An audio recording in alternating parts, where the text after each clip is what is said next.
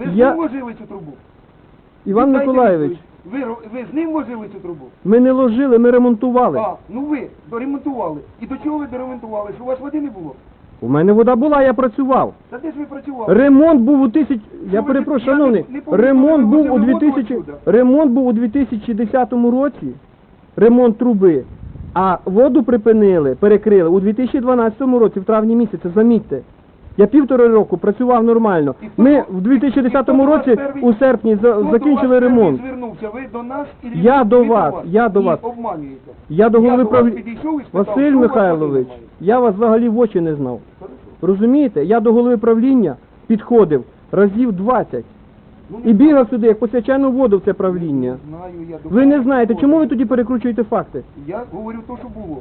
Що було? Я Коли ви до мене... підійшов, Згадайте першу нашу зустріч. Ви підійшли до мене і сказали, чому ти до мене не підходиш? Я запитав, а хто ви такий? І тоді ви представились. да?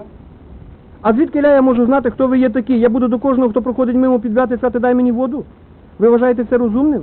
Ні, так надо було Василь ходити. Михайлович, я заходив сюди 100 разів, я вас тут ні разу не бачив в правлінні. Ну, Я вас перший раз Всі побачив. мене бачать, ви Я мене вас бачите. перший раз, ви заступник голова правління, аж у серпні місяці 2012 року.